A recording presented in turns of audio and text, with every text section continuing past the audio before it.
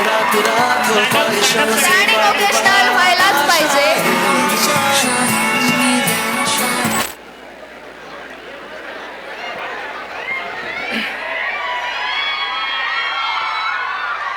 तुम्ही जर सगळे क्रिकेटचे फॅन असाल ना, तर तुम्हाला माहिती असेल की जो टेल एंडर असतो, जो सगळ्यात शेवटी बॅटिंग करायला येतो ना, त्याचं इतकं वाईट असतं, कारण बोर्डवरती एवढे सारे रन्स त्याला करायचे असतात की एक टेल एंडर आलाय बॅटिंग करायला, तर म्हणजे बोर्डवरती दिसतंय आता 30-35 रन पाहिजेत जिंकायला. प्रत्येक वेळेस पहिली, दुसरी, तिसरी अशा कित्येक मॅचेस गेल्या आणि तो टेल एंडर यायचा ज्याच्याकडनं कोणालाच अपेक्षा नसायची की तो हे मॅच जिंकवू शकेल. मित्रांनो, माझी ही लाईफ, माझं ही करिअर कुठेतरी ना त्या टेल एंडर सारखंच होतं. माझे वडील गव्हर्नमेंटमध्ये इरिगेशन डिपार्टमेंटमध्ये एक्झिक्युटिव्ह इंजिनियर होते आणि म्हणून प्रत्येक 3 वर्षाला आमची ट्रान्सफर व्हायची. प्रत्येक 3 वर्षाने नवीन सिटीजमध्ये जायचो, नवीन स्कूल्समध्ये जायचो आणि प्रत्येक वेळेस नवीन शाळेमध्ये गेल्यानंतर थोडीशी कुठेतरी मनामध्ये भीती आणि कुठेतरी लॅक ऑफ कॉन्फिडन्स मला सातत्याने जाणवला आहे. आणि माझी बहीण असेल किंवा माझ्या फॅमिलीमध्ये माझ्या आसपासचे सगळे लोक कुठेतरी लाईफमध्ये पुढे पुढे पुढे जाताना मला नेहमी दिसायचे आणि मी तो बिचारा टेल एंडर नेहमी बॅटिंग करायला यायचो ज्याच्याकडनं कोणालाच अपेक्षा नसायची आणि तो नेहमीप्रमाणे आऊट व्हायचा. 8वी असेल, 9वी असेल, प्रत्येक वर्षी माझा नंबर टॉप लिस्टमध्ये असायचा. फक्त फरक एवढाचा की खालून टॉप करायचो मी. पहिला तर कधी आलो नाही, पण खालून दुसरा नक्की मी असायचो. 8वी 9वीचे वर्ष असेच गेले. 10वीला सुद्धा जेमतेम मला कुठेतरी 60-62% आले. त्यानंतर 11वी आली आणि मग मी तेच केलं. 12वी आली, परत तेच केलं. 12वीला तुम्हाला सांगतो, माझ्या सगळ्या घरच्यांना वाटायचं की आपला मुलगा इंजिनियर व्हावा आणि हा मुलगा टेल एंडर. त्या 12वीच्या परीक्षेमध्ये सुद्धा त्याचा जो ग्रुप असतो इंजिनिअरचा, तो ग्रुप निघत नाही आणि तो ग्रुप न निघाल्यामुळे मला परत एकदा 12वी द्यावं लागतं. 12वी परत एकदा देतो, कसा बसा पास होतो आणि त्यानंतर परत वेळ येते ती इंजिनिअरिंगच्या ॲडमिशनची. इंजिनिअरिंगला कुठेच ॲडमिशन न लागल्यामुळे माझे वडील जवळपास 2.5 लाख रुपये डोनेशन भरून मला पुण्याच्या एका कॉलेजमध्ये टाकतात, ज्याच्याकडनं कोणालाच अपेक्षा नाही.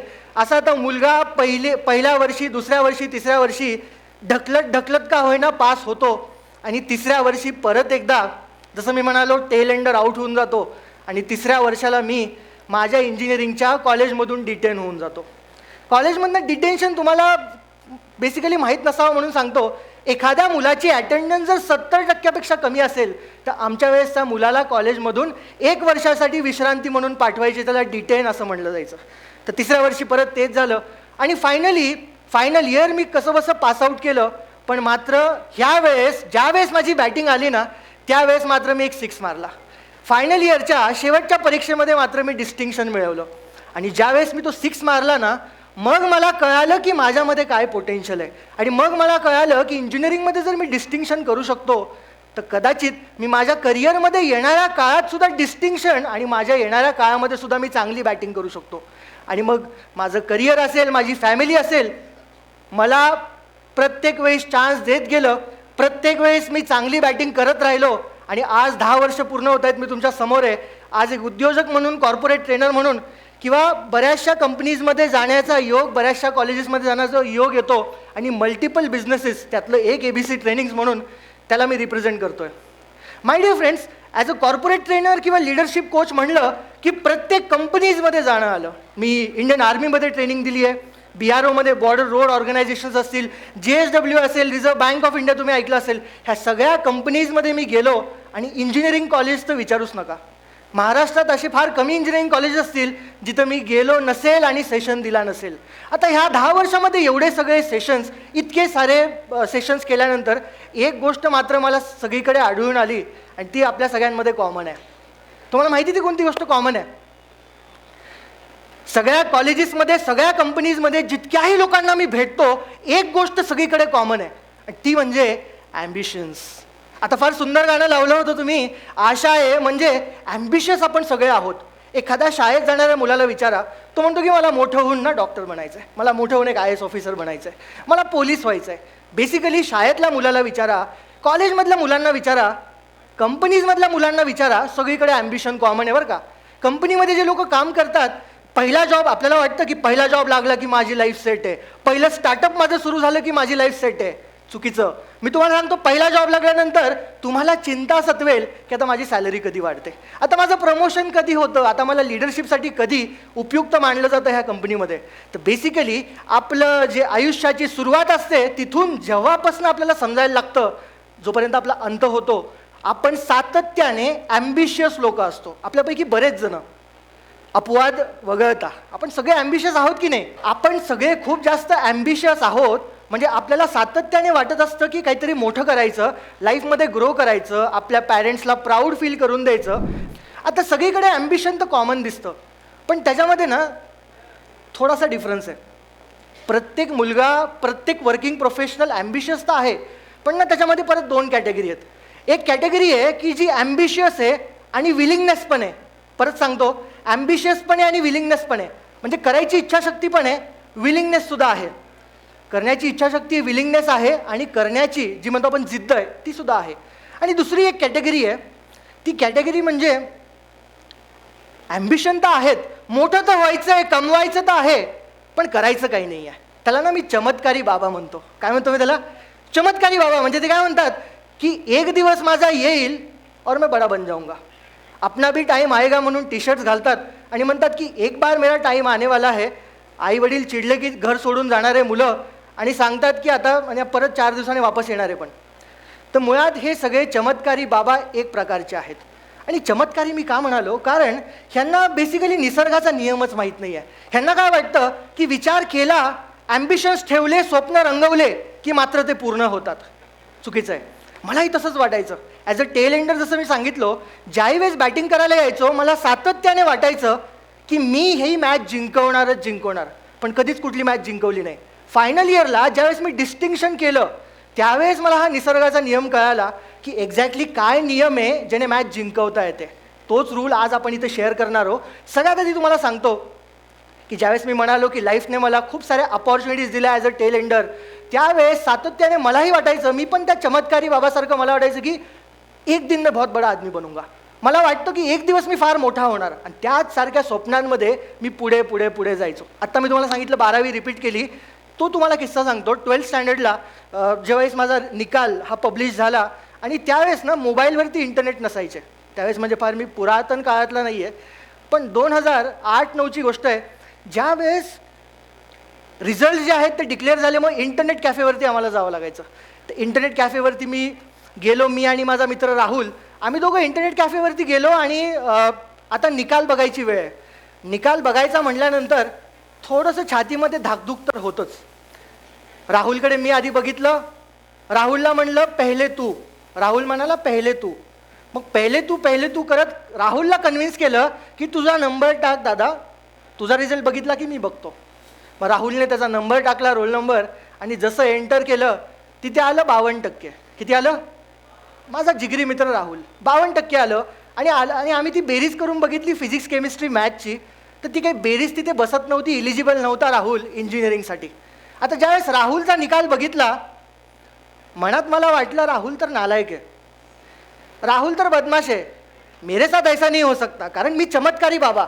मला वाटायचं की नाही, अचानक काहीतरी होत असतं, अचानक जिंदगीमध्ये काहीतरी चमकतं आणि आपली लाईफ मात्र पळायला लागते. त्या दिवशी राहुलचा रिझल्ट बघितल्यानंतर मी म्हणालो आता माझा टाक. आणि मनात मला माहीत होतं कुठेतरी की माझा रिझल्ट आता लागणार आहे, चांगला लागणार आहे. आणि जसा त्याने माझा रोल नंबर टाकला, माझे आले 54%. किती? 54%. आणि त्यावेळेस त्या इंटरनेट कॅफेवरनं ज्यावेळेस मी बाहेर निघालो, तुम्हाला सांगतो एवढं ऊन लागत होतं मला, तेवढं ऊन कधी लाईफमध्ये लागलं नव्हतं. मला असं वाटत होतं आता घरी गेल्यानंतर चांगले फटके आपल्याला बसणार आहेत. आणि घरी गेलो आणि तसंच झालं. आणि मग ती पुढची हिस्ट्री. पण ज्या वेळेस मग हे सगळं डोनेशन भरून इंजिनिअरिंग कॉलेजेसमध्ये वगैरे आलो आणि मग त्या 3rd इयरपर्यंत जो टाईमपास केला लाईफमध्ये, पण जे मी म्हणालो की एकदा मी छक्का मारला फायनल इयरच्या एक्झाममध्ये, डिस्टिंक्शन केलं, मला एक गोष्ट कळाली की दुनिया अशी नाही चालत. त्याला ना स्पेसिफिकली रूल्स अँड रेग्युलेशन्स आहेत. एक रूल, एक कायदा, एक कानून आहे. त्या कायद्याला फॉलो केलं ना की मग रिझल्ट्स येतात. परत सांगतो, कायद्याला फॉलो केलं की रिझल्ट्स येतात. तुम्हाला उदाहरणात सांगतो, आता बाहेर दिवस आहे, संध्याकाळ होती आहे, थोड्या वेळाने काय होईल? हॅलो, अंधार होईल. थोड्या वेळाने दिवस जो चालू होता अचानकपणे अंधार होणार. हिवाळा चालू असताना अचानकपणे काय होतं? सीझन ऋतू बदलतो आणि दुसरा सीझन येतो. असं कधी होतं का की तुम्ही इथे सेशनला आलात, ह्या सभागृहात आलात आणि दिवस होता, चांगलं ऊन चमकलं होतं. आता जाताना बाहेर अंधार बघून इथे लोक म्हणतील का, अरे चा कस काय अंधार पडला, मगाशी तर उजेड होता. दुकानात गेल्यानंतर ज्यावेळेस तुम्ही सामान घेतात, तर सामान घेतल्यानंतर तुम्ही म्हणतात का दुकानदाराला, कशाचे पैसे, पैसे द्यावे लागतात की नाही. सिग्नलवरती ज्यावेळेस आपल्याला ट्रॅफिक पोलीस पकडतो, चलान फाडतो, आपण म्हणतो अरे कशाचं चलान आलंय, कोण तू, अरे आपने को पता है कायदा है, कानून है. आपल्याला माहिती आहे, एखादा क्राईम केल्यानंतर आपल्याला त्याची शिक्षाही भोगावी लागते. आणि त्याच पद्धतीने ह्या निसर्गाचा नियम आहे. मी तुम्हाला सांगतो मित्रांनो, तुम्ही जे काही स्वप्न बघत असाल, तुम्ही जर ॲम्बिशियस असाल आणि वाटत असेल काहीतरी चमत्कार होणार आहे, तर चमत्कार होत नसतो. चमत्कार करण्यासाठी तुम्हाला निसर्गाचा नियम माहीत पाहिजे. ज्यावेळेस तुम्ही देवाच्या मंदिरात जातात आणि देवाला दर्शन करून मागतात की अरे लवकरात लवकर माझं ग्रॅज्युएशन झालं पाहिजे आणि माझं एखादं स्टार्टअप सुरू झालं पाहिजे, देव म्हणतो की तुला जे पाहिजे ते सगळं मिळेल, पण त्याची तुला किंमत मात्र चुकवावी लागेल. काय म्हणतो देव, तुला पाहिजे ते सगळं मिळेल, पण त्याची तुला किंमत मात्र चुकवावी लागेल, म्हणजे तुला त्याची किंमत पे करावी लागेल. माय डिअर फ्रेंड्स, ह्या जगामध्ये कुठलीच गोष्ट तुम्हाला इझिली मिळणार नाही आहे, तुम्हाला सिम्पली काहीच मिळणार नाही आहे. तुम्हाला प्रत्येक गोष्टीचा एक प्राईस पे करावं लागणार आहे. आणि जर लाईफमध्ये तुम्ही काही एक्सपेक्ट करत असाल, काहीतरी मोठं होण्याचं स्वप्न बघत असाल, लिडरशिपसाठी बघत असाल, रोल मॉडेल म्हणून तुम्ही बघत असाल स्वतःला, पैसे कमवायचे असतील, समाजासाठी काही करायचं असेल, I am telling you, you have to pay the price. त्याच वेळेस तुम्हाला ती गोष्ट मिळणार. बरोबर आहे की नाही. बघा, आपले सगळ्यांचे करिअर्स, परत एकदा सांगतो, आपल्या सगळ्यांचे करिअर्स हे ना एका पतंगासारखे आहेत. आपले सगळ्यांचे करिअर्स हे ह्या पतंगासारखे आहेत. किती लोकांनी पतंग उडवलाय? जवळपास सगळ्यांनी पतंग उडवलाय. सगळ्यांना माहिती पतंग कसा उडतो. आपला करिअरचा पतंग आपल्याला उडवायचा आहे, करिअरमध्ये ग्रोथ करायची आहे. परत सांगतो, करिअरचा पतंग उडवायचा आहे आणि करिअरमध्ये ग्रोथ करायची आहे. आता ज्यावेळेस तुम्ही हा पतंग उडवायला जातात, त्यावेळेस हा लगेच उडतो का बरं? पतंग ज्यावेळेस तुम्ही उडवायला जातात लगेच उडत नाही. पतंग सुरुवातीला गिरक्या खातो, स्ट्रगल करतो, खाली पडतो, परत त्याचा प्रयत्न करावा लागतो, तो परत पतंग उडायला बघतो आणि सातत्याने तुम्हाला प्रयत्न करावे लागतात, त्याच वेळेस तो पतंग उडतो. माय डिअर फ्रेंड्स, पतंग जितका उंच उडणार, बघा पतंगाचे 4 कोणे आहेत, 4 कॉर्नर्स आहेत. ते करिअरचा जर पतंग तुम्ही बघितला तर ही वरची जी बाजू आहे हे म्हणजे तुमचं सक्सेस आहे. जितका पतंग उंच उडणार तेवढे तुम्ही सक्सेसफुल बनणार. आय रिपीट, पतंग जेवढा उंच उडणार तेवढे तुम्ही सक्सेसफुल बनणार. तर ही वरची जी बाजू आहे, ही वरची जी बाजू आहे हे तुमचं सक्सेस आहे. जी तुमची डावी बाजू आहे, जी ही वाली बाजू आहे, हे तुमचं सॉफ्ट स्किल्स आहेत, ज्याला आपण टेक स्किल्स म्हणूया. काळ बदलत चाललाय, फ्युचर बदलत चाललंय, आर्टिफिशियल इंटेलिजन्स, मशीन लर्निंग, सगळं काही डिजिटल होतं आहे आणि सातत्याने धपाधप सगळं बदलतं आहे.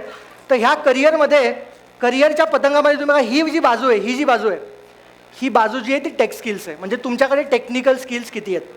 ही जी बाजू आहे, हे जे आहे तुमचं सॉफ्ट स्किल आहेत. तुमच्यामध्ये सॉफ्ट स्किल किती आहे, तुमचं लिडरशिप कसं आहे, तुमचं बोलणं कसं आहे, तुमची पर्सनॅलिटी कशी आहे, तुमचं कम्युनिकेशन कसं आहे, ही बाजू आहे. आणि खालची जी बाजू आहे, ही जी पतंगाची खालची साईड आहे, ह्याच्यामध्ये तुम्ही जर बघितलं तर हे तुमचं ट्रेडिशनल एज्युकेशन आहे.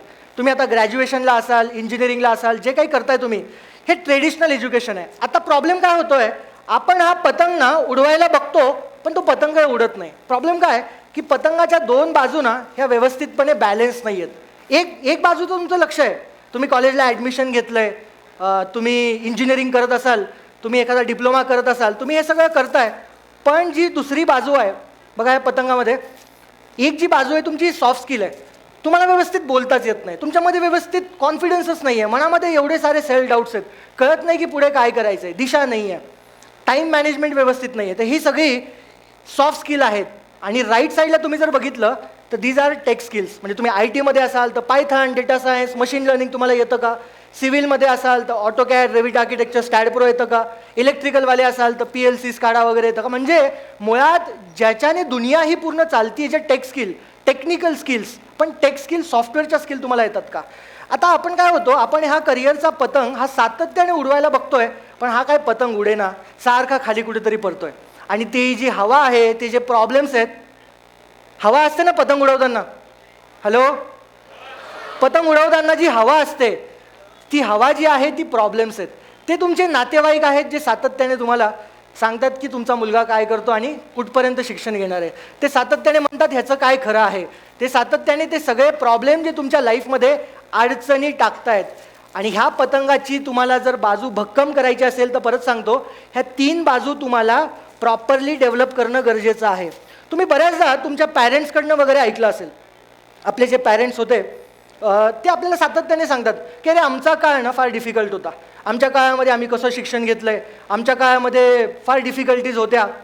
विथ व्हेरी ड्यू रिस्पेक्ट त्या सगळ्या पॅरेंट्सला. पण मी तुम्हाला सांगतो, पॅरेंट्स आणि सगळे मुलं बसलेले, आजची जी तुम्ही सगळे जनरेशन आहे ते सगळे बसलेले मुलं आहेत ना, सगळ्यात डिफिकल्ट हे तुमचं करिअर घडवणं आहे. कसं मी तुम्हाला सांगतो, जो जुना काळ होता त्यांच्यासाठी थोडंसं इझी असेल, तुमच्यासाठी का डिफिकल्ट आहे मी सांगतो. कारण तुम्ही जर कोविड-19 नंतरचं जर पूर्ण जग बघितलं आहे तर इतक्या टेक्नॉलॉजी ह्या डेव्हलप झालेल्या आहेत आणि सातत्याने इतकं काही सगळं बदलतं आहे, तर तुमच्यासमोर अनेक प्रकारचे नाना प्रकारचे डिस्ट्रॅक्शन्स आहेत. तुमच्यासमोर तो मोबाईल आहे आणि अबंडन्स ऑफ नॉलेज आहे. तुमचा प्रॉब्लेम काय मी सांगतो, आपण जेव्हा रील्स बघायला चालू करतो, आपलं काही इंटेन्शन नसतं रील बघायचं, ऑटोमॅटिकली खिशात हात जातो, फोन निघतो, इंस्टाग्राम ओपन होतं आणि अचानक समजत नाही आपण कधी स्क्रोल करायला लागतो. आणि त्याची मजा ही आहे, पूर्वीच्या लोकांचं कंपॅरिझन आपण करू, पूर्वीचे मुलं समजा जे जुन्या जनरेशनचे आहेत काय करत असतील बरं, क्रिकेट खेळायला जात असतील फार तर फार. ते क्रिकेट खेळायला गेले, अंधार पडला की आई म्हणाली अरे चला रे अंधार झाला जेवायला चला, की ते मुलं बिचारे अंधार पडल्यामुळे घरी यायचे, जेवण वगैरे करायचे आणि मग त्यांच्याकडे काही डिस्ट्रॅक्शन नाही, अभ्यास वगैरे करत असतील पुढे. आपला प्रॉब्लेम काय आहे, आपल्याला रात्रीचे 12 वाजलेले कळत नाहीत, आपल्याला रात्रीचे 1-2 वाजलेले कळत नाहीत, कारण ती रील्सची जी सिक्वेन्स आहे ती काही संपत नाही. तुम्ही इतके रील्स बघतात, इतके व्हिडिओज बघतात आणि ते इंटरनेट पण आजकाल एवढं GB द्यायला लागलेत ना की कसं तुमचं काय होतं आहे मला समजत नाही आहे. So the problem with our generation, तुम्ही जे सगळे बसले तुम्ही सगळ्यात डिफिकल्ट जनरेशन आहे करिअर घडवण्यासाठी, मी खरंच सांगतो तुम्हाला. कारण तुमच्यासमोर नाना प्रकारचे व्हिडिओज आहेत यूट्यूबवरती आणि जितकं तुम्ही नॉलेज घेतात, जितकं काही तुम्ही बघतात तेवढे अजून कन्फ्यूज होतात. माझा एक स्टुडंट आहे, चांगल्या रेप्युटेड कॉलेजमधनं इंजिनिअरिंग केलं आणि जबरदस्त त्याला मार्क्स वगैरे आले आणि ज्यावेळेस पासआउट होणार होता मला वाटलं काहीतरी जबरदस्त आपल्या करिअरमध्ये करेल, कारण हुशार मुलगा, ब्राईट मुलगा. आणि ज्यावेळेस तो पासआउट झाला त्यावेळेस तो पहिल्यांदा म्हणाला की सर मी ना UK जातो आणि MS करतो. म्हटलं यार चांगली आयडिया, UK जा, MS वगैरे कर, काही वर्ष जॉब कर आणि वापस येऊन जा. मग त्याने UK जाण्यासाठी आपली तयारी चालू केली. काही मित्रांशी बोलला, काही व्हिडिओज बघितले, इंटरनेटवरती इकडे तिकडे सर्फिंग केलं आणि मग त्याला लक्षात आलं की UK ना जर्मनी चांगलं आहे. मग त्याने आपला फोकस शिफ्ट केला, UKवरनं जर्मनीचा अभ्यास करायला लागला. जर्मन लँग्वेज लावली, जर्मनचे क्लासेस लावले आणि मग जर्मनीची लँग्वेज शिकायला लागला. काही दिवसांनी जर्मन लँग्वेज सोडून कुठला तरी त्याचा मित्र म्हणाला की जर्मनी वगैरे सगळं फालतू आहे, तू काय कर अमेरिकेत ये. अमेरिकेत लाईफ खूप सेटल आहे, चांगली आहे. मग तो काही वर्ष परत अमेरिकेसाठी अभ्यास करायला लागला. आणि हे सगळं करत असताना डेली मोबाईल बघणं, डेली व्हिडिओज बघणं, मी काय सांगतो बघा, अबंडन्स ऑफ नॉलेज आहे आज. नॉलेज इतकं पडलेलं आहे इंटरनेटवरती, तुम्ही जितकं वाचाल तेवढे कन्फ्यूज होणार आहे. आणि मग त्याचंही तसंच झालं, तो शार्क टँक वगैरे बघायला लागला आणि अचानकपणे त्याच्या डोक्यात आलं कि अरे US वगैरे सब फालतू है, यहाँ पे अपना कुछ स्टार्टअप चालू करते हैं. आणि मग तो त्याच्या मागे लागला. काही दिवसांनी तो म्हणाला वेल्डिंग मशीन्स घेतो ऑटोमेशनवाल्या, त्याच्यावरती काहीतरी बिझनेस करतो. माय डिअर फ्रेंड्स, इतकं भटकत राहिला, प्रत्येक 15 दिवसांनी त्याचं गोल बदलतं. आपण सगळे तसेच आहोत, कारण ही जनरेशन तशी आहे. Because there is lot of knowledge, lot of सल्लागार्स आर अवेलेबल, कोणी येऊन आपल्याला सल्ला देऊन जातं. आणि ह्या सगळ्या गोष्टींमुळे आपण इतके भरकटत जातो, इतके डिस्ट्रॅक्ट होतोय. So it is very important my dear friends की आपल्याला आपल्या करिअरमध्ये डिस्ट्रॅक्ट न होता, टेम्पटेशन्स येत राहतील, तुम्हाला डिस्ट्रॅक्ट करत राहतील, भरकटत राहतील, तुम्हाला एकाच फोकसने एकाच गोष्टीवरती फोकस करत राहायचं आहे. बिकॉज तेच सगळं तुम्हाला ह्या जनरेशनमध्ये सक्सेसफुल बनवतील. बिकॉज मागचे जे काही सगळे जनरेशन्स होते त्यांच्यासाठी जसं मी म्हणालो काही प्रमाणात इझी होतं, विथ व्हेरी ड्यू रिस्पेक्ट, त्यांनी तर फार मेहनत केली आहे, पण तुम्ही फार डिफिकल्ट आहे. आणि प्रॉब्लेम काय माहिती का, टेक्नॉलॉजीचा प्रॉब्लेम काय, ह्या सगळ्या अपग्रेडेशनचा. आपण ह्युमन्स ना खूप टॅलेंटेड आहे. आपण ज्या पद्धतीने इव्हॉल्व झालो आहे बघा, कसं आपण इव्हॉल्व झालो आहे बघा. सगळ्यात आधी माणसांना, ह्युमन्सला कष्ट नको होते, खूप कष्ट करायचे ह्युमन्स. त्यांना कष्ट नको होते, ते कष्ट नको असल्यामुळे त्यांनी वेगळ्या वेगळ्या प्रकारच्या मशीन्स बनवायला चालू केलं. वेगळ्या वेगळ्या मशीन्स आणल्या, पोकलेन आणले, वेगळ्या वेगळ्या गाड्या आणल्या, कारण कष्ट नको होते. आणि मग ते सगळ्या मशीन्स बनत गेल्या. माणसाचं जे फिजिकल वर्क होतं ते कन्वर्ट झालं मशीन्समध्ये. मग ते काही थांबले नाहीत. मग ह्युमन्स परत विचार करायला लागले, चला कष्ट तर नाही लागत आहे, पण आता ना खूप जास्त आपल्याला रिपीटेड कामं होत आहेत, खूप जास्त विचार करायला लागतं डोक्याने. पहिले काय केलं, फिजिकली रिप्लेस केलं त्यांनी. मग त्यांनी विचार केला की आपलं माइंड आता डोक्याला फार ताण होतोय. तर मग त्यांनी वेगळ्या वेगळ्या टेक्नॉलॉजीज आणल्या ज्याने डोकं लावायची गरजच नाही पडत. म्हणजे जसं की मशीन लर्निंग, जसं की डेटा सायन्स, जसं की आर्टिफिशियल इंटेलिजन्स. म्हणजे आर्टिफिशियली इंटेलिजंट मशीन बनवायला चालू केलं. आणि आत्ताचं जे युग आहे ते सेकंड नंबरचं युग आहे जिथे आर्टिफिशियली इंटेलिजंट लोक तयार होत आहेत. आर्टिफिशियल इंटेलिजन्सचा पूर्ण जो आहे बोलबाला आहे, माहोल आहे. आणि फ्युचर बघा कसं आहे. आता एकच गोष्ट उरली जी ह्युमन्सकडे आहे आणि जी मशीनमध्ये नाही आहे. मशीन हार्डवर्क करू शकतो, आपण करू शकतो, आपल्यापेक्षा जास्त मशीन्स हार्डवर्क करू शकतात. सेकंड नंबरला डोकं आपल्यापेक्षा आता जास्त मशीन्स लावू शकतात. तुम्ही ChatGPT वगैरे बघितलं आहे सगळ्यांनी. ChatGPTमध्ये बघा, ChatGPT एवढा डोकं लावू शकतो, आपण काहीच नाही त्याच्यासमोर. तर आता आपले माइंड्स पण रिप्लेस होत आहेत ChatGPTने. आता नेक्स्ट काय माहिती आहे, आता फक्त आपल्याकडे उरलं इमोशन्स. मशीन्स हे इमोशनल नाही आहेत, पण फ्युचर जे तुम्हाला मी सांगतोय ते इमोशनल पण होणार आहे. म्हणजे जे काही मशीन, जे काही टेक्नॉलॉजी पुढे येते ती सगळी तुम्हाला दिसेल, ही सगळी इमोशनलसुद्धा दिसेल, त्यांच्यामध्ये इमोशन्ससुद्धा येतील. आणि म्हणजेच मला सांगण्याचं तात्पर्य हा आहे की आपण आज सगळे जे इथं ह्या जनरेशनमध्ये आहोत, there are lot of distractions. इतक्या सगळ्या गोष्टी समोर येत आहेत, डेव्हलपमेंट्स होत आहेत, आणि इट इज व्हेरी डिफिकल्ट आत्ताच्या जनरेशनमध्ये सस्टेन होणं.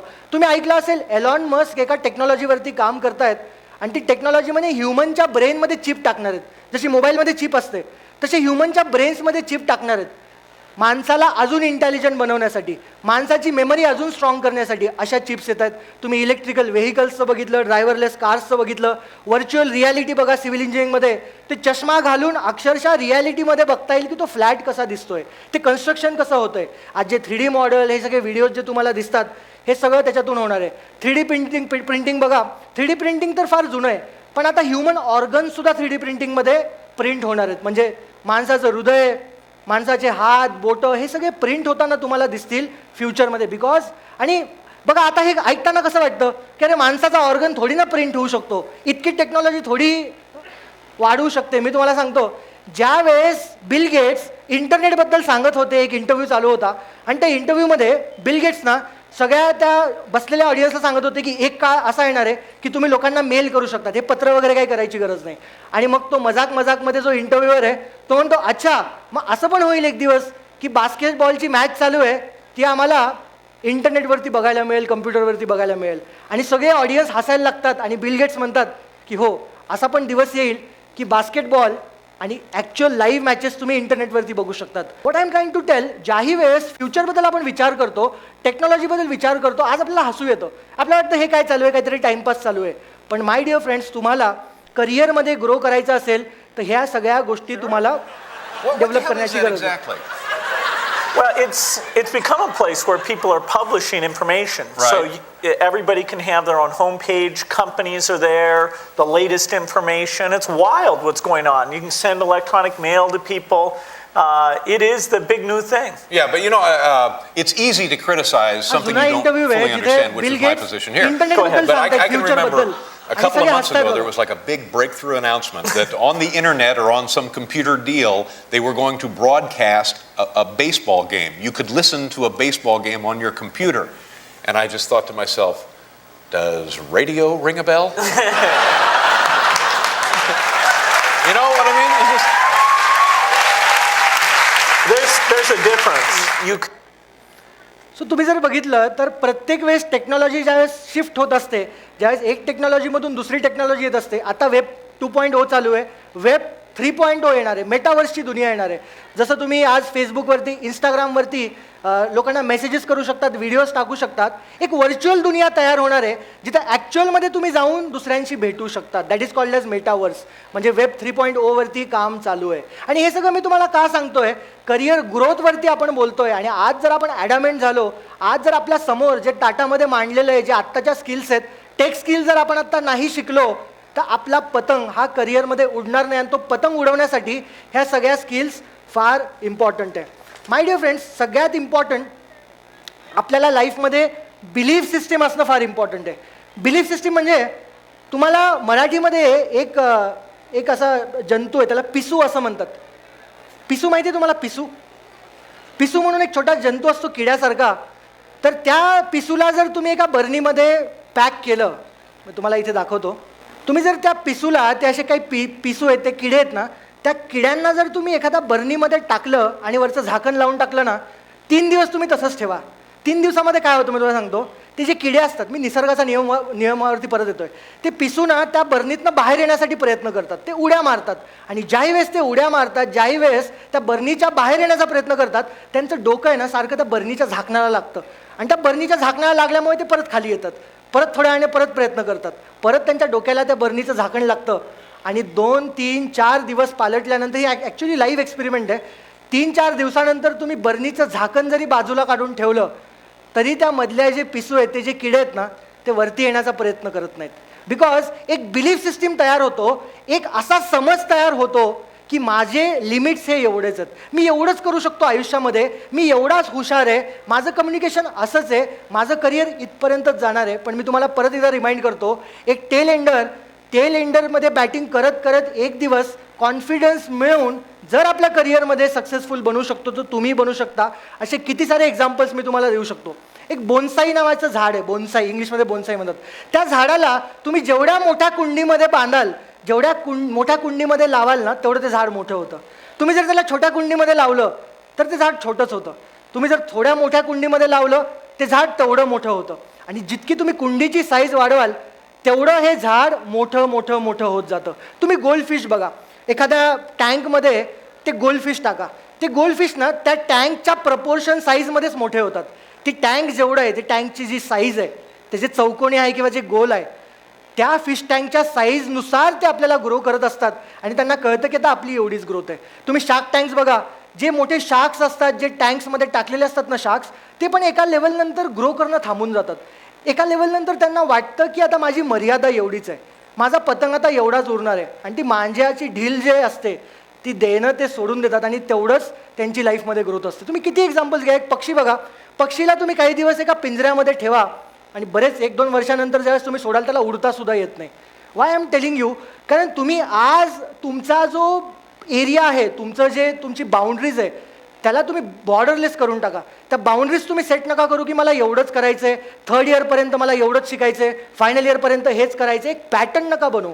तुम्ही बॉर्डरलेस, बाउंड्रीलेस काम करायला चालू करा, तरच तुमच्या लाईफमध्ये ग्रोथ होणार आहे. तर पायलट्सचा एक काळापर्यंत समज होता, स्पेसिफिकली 1947 पर्यंत, की जे विमानं उडतात ना, जे मोठे जेट्स असतात ते उडतात ना, तर ते साऊंडच्या वॉलपर्यंत, साऊंडची वॉल असते म्हणजे साऊंडच्या स्पीडने उडणारे विमानं, तर त्या साऊंडच्या वॉलच्या बाहेर कुठलंच विमान उडू शकत नाही, एक समज होता. पायलट्स म्हणायचे की त्या वॉलच्या बाहेरपर्यंत तेवढी जर स्पीड त्या विमानाची वाढवली तर विमानाचे तुकडे होतील.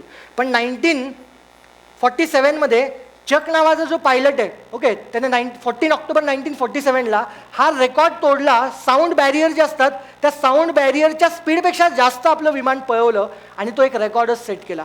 आणि जसा त्याने तो रेकॉर्ड सेट केला, येणारी सगळी पिढी, येणारे सगळे पायलट्स सुपरसोनिक व्हायला लागले. आज तुम्ही सुपरसोनिक हा वर्ड खूप कॉमनली ऐकला असेल. सुपरसोनिक मिसाईल्स असतात, सुपरसोनिक जेट्स असतात, पण एक काळी सुपरसोनिक असणं हे लिमिटिंग बिलीफ होता. तर आपण आपल्या लाईफमध्ये एक लिमिटिंग बिलीफ करून टाकतो की एवढंच आहे, एवढंच होऊ शकतं, आणि त्याच्यापुढे तुम्ही तुमच्या करिअरचा विचार करत नाही. आज जे आपल्याला वाटतं की स्पेस ट्रॅव्हल, एलॉन मस्कची मोठी कंपनी आहे स्पेसएक्स नावाची, आज वाटतं की इकडे चंद्रावरती गेले, मार्सवरती कोणीतरी जातं आहे आणि फार इझी वाटतं आपल्याला बघताना.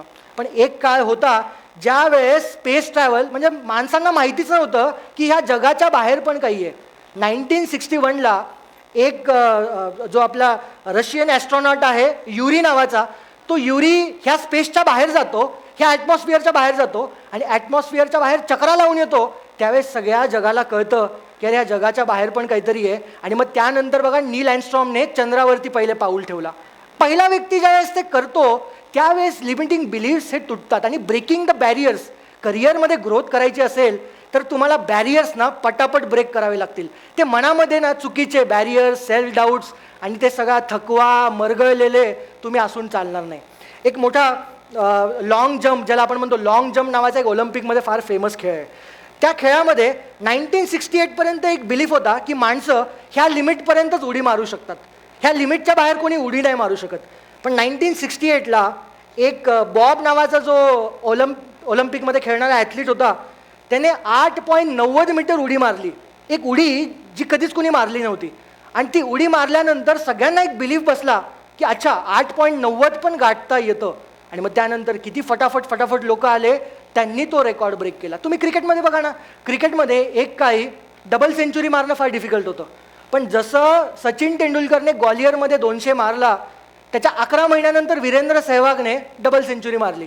त्याच्यानंतर रोहित शर्माने 3 वेळेस 4 वेळेस मारली, ईशान किशन, शुभमन गिल, क्रिस गेल, म्हणजे एकाने मारली, एकाने बॅरियर ब्रेक केला की त्याच्यानंतर बघा लाईफमध्ये फार फटाफट तुमची ग्रोथ व्हायला लागते.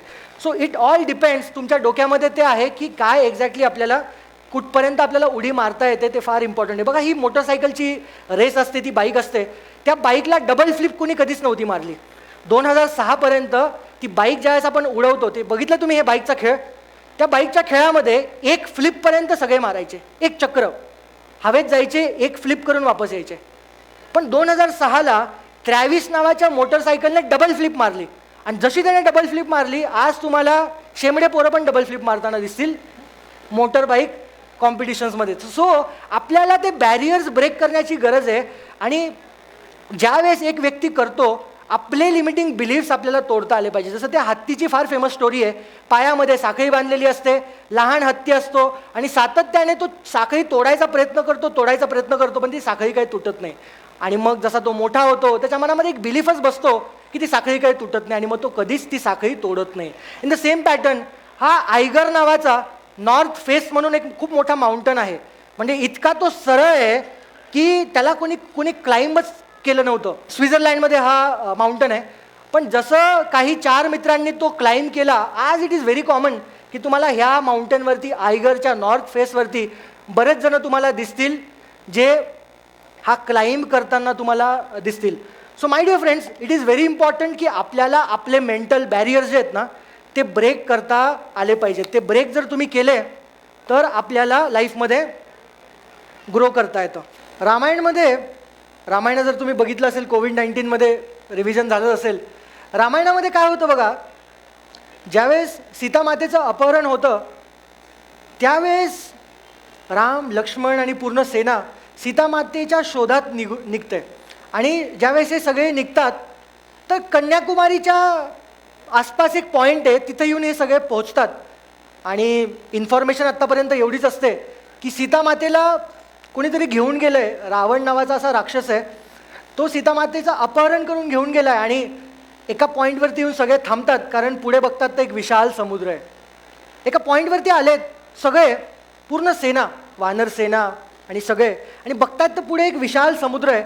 आणि आता सगळे एकमेकांकडे बघतायत की आता कोण जाणार, ह्या समुद्राला क्रॉस करणार आणि सीतामातेचं एक्झॅक्ट लोकेशन घेऊन येणार.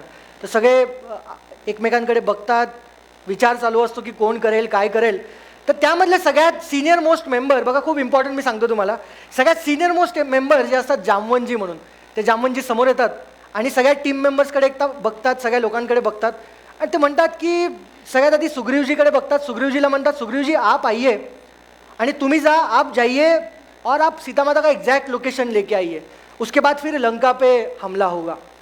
आणि त्यावेळेस सुग्रीवजी येतात, समुद्राकडे एकदा बघतात आणि समुद्राकडे बघून म्हणतात की क्षमा कीजिए जामवंजी, मुझे नहीं लगता ये समुद्र को लांग पाऊंगा, या समुद्राला क्रॉस करू शकेल आणि मी वापस येऊ शकेल.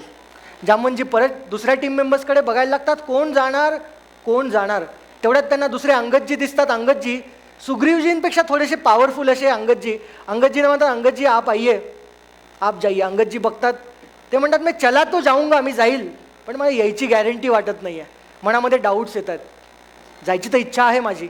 आणि मग सगळे बघा तो समुद्र क्रॉस करायला बघतायत, पण समजत नाही कोण जाईल एक्झॅक्टली. आणि मग असे कोपऱ्यात आपले हनुमानजी बसलेले असतात, विचार करत असतात. आणि हनुमानजींकडे जामवंजी जातात आणि म्हणतात की हनुमानजी, आता तुम्हीच एक शेवटचा ऑप्शन आहे, तुम्हीच आहेत की जे ह्या समुद्राला क्रॉस करू शकतात आणि सीतामातेचं एक्झॅक्ट लोकेशन घेऊन येऊ शकतात. हनुमानजी जामवंजीकडे बघतात आणि म्हणतात की मला ह्या समुद्राकडे बघून वाटत नाही आहे मी हा समुद्र क्रॉस करेल. बघा कोण सांगतंय, कोण म्हणतंय, आपण ज्यांना देव मानतो हनुमानजी, त्यांना कॉन्फिडन्स नाही आहे की मी समुद्र क्रॉस करू शकेल. आणि जामवंतजींना माहीत असतं की एक्झॅक्टली हनुमानजींसोबत काय होतं आहे. हनुमानजी लहानपणी खूप शरारती होते, खूप खूप असे म्हणजे सगळ्यांना जाऊन डिस्टर्ब करायचे, खोड काढायचे दुसऱ्यांची. आणि त्यांनी लहानपणी एका ऋषीमुनी महर्षी मतंग नावाचे त्यांची तपस्या हनुमानजीने भंग केली होती. आणि ती तपस्या भंग झाल्यामुळे महर्षी मतंगला राग येतो आणि त्यांनी लहानपणी एक हनुमानजींना शाप दिला होता. आणि तो शाप असा होता की आजपासून जे तुझ्याकडे सगळ्या शक्ती आहेत त्या सगळ्या मी वापस घेतोय, तुला आजपासून कुठलीच शक्ती वापरता येणार नाही.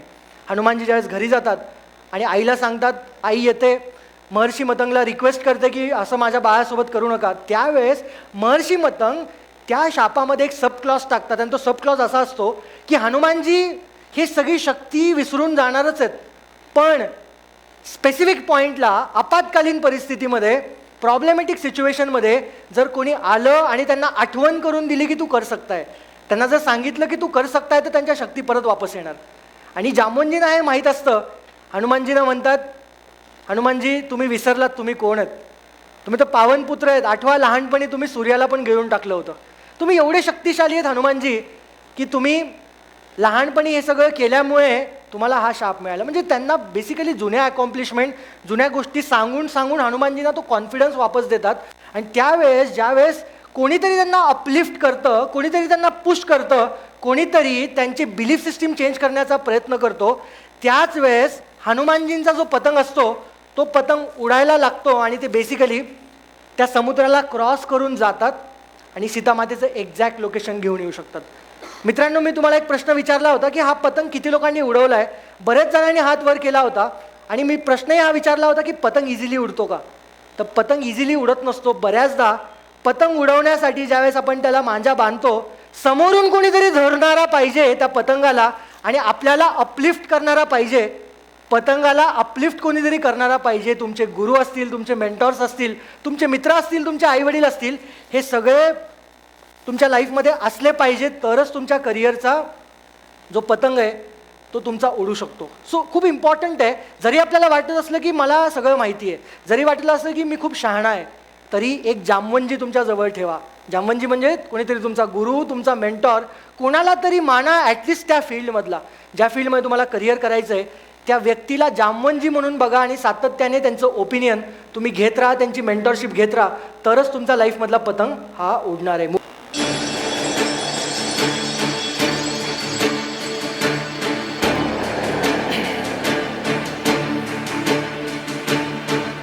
आज आपण ह्या करिअर ग्रोथ समिटला सगळे भेटलो करिअरवरती चर्चा करण्यासाठी. आणि तुम्ही सगळे, तुमच्यापैकी बऱ्याचशा जणांचा आज सत्कार आहे, बरेचसे जणांचा आज इथे फेलिसिटेशनचा सोहळा आहे. फार इम्पॉर्टंट आहे करिअरमध्ये छोटे छोटे अकॉम्प्लिशमेंट्सला साजरं करणं, त्याला सेलिब्रेट करा.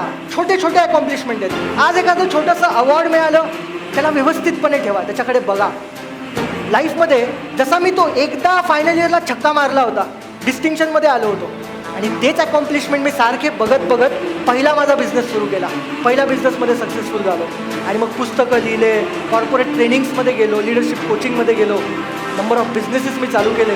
मी सातत्याने ज्याही वेळेस डाऊन होतो, सातत्याने मी जुन्या अकॉम्प्लिशमेंट बघतो, जुने व्हिडिओज बघतो जिथे मी काहीतरी मिळवलं आहे लाईफमध्ये. हा मंत्र तुमच्यासाठी करतो. जितके लोक ह्या लाईफमध्ये ग्रो होतात, जितके सगळे लिजंड्स तुम्हाला या स्क्रीनवरती दिसत आहेत, प्रत्येक जणाचा एक रूल आहे. एव्हरी डे, प्रत्येक दिवस, जे काय आपण आज डिस्कस केलं करिअरचा पतंग वगैरे, ह्या हॉलमध्ये त्याला सोडून जाऊ नका. हा जो पतंग आहे, त्या पतंगाला तुम्हाला सोबत घेऊन जायचं आहे. आणि पतंगाची 3 बाजू, एक बाजू तर तुम्हाला माहिती आहे, तुम्ही सगळे ॲम्बिशियस आहात, सक्सेसफुल होणाऱ्यासाठी पतंग उडवायचं आहे, पण ह्या 3 बाजू विसरू नका. एक बाजू आहे तुमचे सॉफ्ट स्किल्स, एक बाजू आहे तुमचे टेक स्किल्स, आणि एक बाजू आहे तुमचं ट्रेडिशनल एज्युकेशन. त्या तिघांना बॅलेन्स करा. मी सांगतो तुम्ही सक्सेसफुल होणार, नो डाऊट अबाउट इट, पण एव्हरी डे तुम्हाला करावं लागेल. प्रत्येक दिवस ह्या पतंगाला बॅलेन्स करावं लागेल. प्रत्येक दिवस, प्रत्येक कॉर्नरला व्यवस्थित शार्प करावं लागेल, व्यवस्थित त्याला धार द्यावी लागेल. प्रत्येक दिवस जो येणार आहे, प्रत्येक दिवस लक्षात ठेवा, हा जो पतंग आहे माझा गिरक्या खातोय, कम्युनिकेशन वीक आहे, कम्युनिकेशनवरती काम करा. प्रत्येक दिवस येईल वाटेल यार मी काहीतरी नवीन शिकत नाही आहे, पायथॉन शिका, डेटा सायन्स करा, काहीतरी शिका तुमच्या फील्डमधलं. आणि वाटेल की पतंग उडत का नाही आहे, तुमच्या करिअरकडे फोकस करा, तुमच्या ग्रॅज्युएशनकडे फोकस करा. मित्रांनो, आपण सगळे त्या क्रिकेट मॅचमध्ये अडकलेलो आहे आणि त्या क्रिकेट मॅचमध्ये with a smile, you know that you'll become part of आपल्याला maybe the जिंकण्यासाठी 5% रन पाहिजे. persons, you know, who आपल्याला can जिंकण्यासाठी actually रन do it पाहिजे आणि because तुमच्या हातात ती at बॅट आहे. times we crave about life, Defensive about the player. tough period, but what's important defence करून is काही होणार नाही आहे. लिमिटेड ओव्हर्स आहेत, लिमिटेड लाईफ आहे. एक्सपायरी डेट तुमची सगळ्यांची ठरलेली आहे. त्या एक्सपायरी डेटच्या आधी तुमच्या हातात बॅट आहे. प्रत्येक बॉल जो तुमच्या समोर येणार आहे त्या बॉलला हिट करायला बघा, सिक्स मारायला बघा, कारण प्रत्येक बॉल इम्पॉर्टंट आहे. रन रेटने तुम्ही मागे पडलात. आपण ऑलरेडी 3 टायर सिटीमध्ये राहतो. आपल्यापेक्षा मोठी मोठी शहरं ह्या भारतामध्ये आहेत. बँगलोर आहे, चेन्नई आहे, मुंबई आहे, पुणे.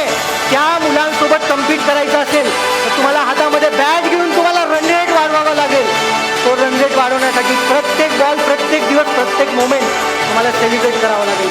जितके लिजंड्स तुम्हाला दिसत आहेत, प्रत्येक व्यक्तीने दररोज एव्हरी डे केलं आहे. एव्हरी डे इम्पॉर्टंट आहे. Always remember he rule. Every day, every day, every day. प्रत्येक दिवस जे काही निगेटिव्हिटी आहे ना, जे काही डिस्ट्रॅक्शन्स आहे, ते सगळे या हॉलमध्ये जाळून टाका. त्या हॉलमध्ये त्याला जाळून टाका आणि इथून बाहेर जाताना एक निश्चय करा की माझ्या पतंगाला जर मला उडवायचं असेल, मला जर माझ्या करिअरमध्ये जिंकायचं असेल ना, तर आता मला माझा रन रेट वाढवायचा आहे. बघा स्क्रीन, बघा बोर्डवरती आपण किती मागे पडलोय. आपल्यासोबतचे मुलं घरी बसून शिक्षण करत करत पैसे कमवत आहे आणि आपण आपल्या पॅरेंट्सला पैसे मागतोय. किती खराब वाटतं विचार करा. आपल्यासोबतचे लोक करोडपती होत आहेत तिकडे. आपल्या वयाला लिमिट राहिलेली नाही आहे. इंटरनेटमुळे तुम्ही कुठेही बसून काहीही करू शकतात, पण मनामध्ये तो बिलीफ पाहिजे ना. आपल्याला कॉलेज सुधरत नाही, आपल्याला रील्स सुधरत नाही, आपल्याला मोबाईल सुधरत नाही. कसं होणार? आपल्याला लक्षात घ्यायचं आहे की रन रेट वाढत चाललाय, नाही तर ही मॅच आपण हारणार आहोत. सक्सेस ही वेक्टर क्वांटिटी आहे, स्केलर क्वांटिटी नाही आहे. आणि वेक्टर क्वांटिटी म्हणजे मॅग्निट्यूड तुमच्या सगळ्यांमध्ये आहे. मला माहिती आहे तुम्ही सगळे ओव्हर कॉन्फिडंट आहेत, कॉन्फिडंट पण आहेत, पण त्याला मल्टिप्लाय करा, डिरेक्शन, दिशा द्या. त्या दिशेने तुम्ही काम करायला सुरुवात करा. रोज काहीतरी वेगळं वेगळं करू नका. एक निश्चय करा, ठरवा काय करायचंय आणि त्याच्या मागे लागा. कारण मी परत सांगतो, रन रेट हा वाढत चाललाय, रिक्वायर्ड रन रेट. आणि त्या रन रेटला आपल्याला कोपअप करायचं असेल तर त्या MS धोनीसारखं आपल्याला खेळावं लागेल. आपण जर नाही खेळलो तर आपले अपोनंट, आपल्या सोबतचे मुलं खेळतील आणि ही मॅच जिंकतील. दहीहंडीमध्ये तुम्ही बघा कसे एकावर एक, एकावर एक, एकावर एक चढून त्या दहीहंडीला अचीव करतात. त्याच पद्धतीने एक एक एक एक स्किल गोळा करा आणि त्याची एक दहीहंडी बनवा आणि सगळ्यात टॉपला तुम्ही चढा. त्या स्किल्सवरती बसा, त्या स्किल्सवरती काम करायला सुरुवात करा. प्रत्येक व्यक्ती मी तुम्हाला जो स्क्रीनवरती दाखवतोय तो चमत्कारी बाबा, चमत्काराने कोणीच नाही घडलेलं आहे. सगळ्यांना रूल माहिती होता. एक रूल आहे निसर्गाचा. अरे भगवान बोलता है तुझे सब कुछ मिलेगा, सगळं मिळेल तुला रे, फक्त तुला प्राईस पे करावी लागेल. तुला त्याची किंमत ही मोजावी लागेल आणि ती किंमत मोजण्यासाठी तुम्ही रेडी व्हा. फुकटात काही मिळत नाही. फुकट एक्सपेक्ट करू नका की अचानक एक दिवस आली येईल आणि मी मोठा होईल. आपल्याला आपल्या हातामध्ये बॅट आहे आणि तो बॉलर जो आहे तो बॉलिंग टाकतोय. प्रत्येक बॉल आपल्याला मारायच्या, बाउंड्रीच्या पलीकडे मारण्याचा प्रयत्न करायचा आहे. आणि मजेदार गोष्ट म्हणजे आपल्या मॅचमध्ये मागे स्टंप नाही आहेत, आपण आऊट नाही होणार आहे. आपल्याकडे फक्त लिमिटेड ओव्हर्स आहेत, लिमिटेड दिवस आहेत आणि त्या लिमिटेड दिवसांमध्ये आपल्याला ग्रो करायचं आहे. आपल्याला रन रेट वाढवायचा आहे, करिअरमध्ये ग्रोथ करायची आहे. बिलीफ सिस्टीम स्ट्रॉंग करा. फ्युचरला बघा, फ्युचर कसं आहे. फ्युचर खूप वाढत चाललं आहे, डेव्हलप होत चाललं आहे आणि आपल्या जनरेशनला हे करणं फार डिफिकल्ट आहे, सोपं नाही. सो माय डिअर फ्रेंड्स, एक गोष्ट फार इम्पॉर्टंट आहे ती म्हणजे every day, every day, every day, every day. प्रत्येक दिवस तुम्हाला काम करावं लागेल. There is no shortcut. Shortcut नाही आहे तुम्हाला जिथे पोचायचं आहे. You have to remember every day, every day, every day. प्रत्येक दिवस करा. पतंगाच्या काईटला, त्या काईटला, करिअर काईटला बॅलन्स करा. आपल्या करिअरमध्ये इतके ग्रो व्हा की एक दिवस पॅरेंट्स तुम्हाला बघून म्हणतील हा माझा मुलगा, ही माझी मुलगी, ओढून चिरकून सांगतील सगळ्या जगाला very proud of my son, very proud of my daughter. इतके प्राऊड त्यांना फील करून द्या. तुम्ही जगात जिंकलात. बाकी कोणाच्याच नादी लागू नका. जग बदलायला लागू नका. जग आपोआप बदलेल. तुम्ही स्वतःला बदला, स्वतःला डेव्हलप करा. Thank you so much and thank you.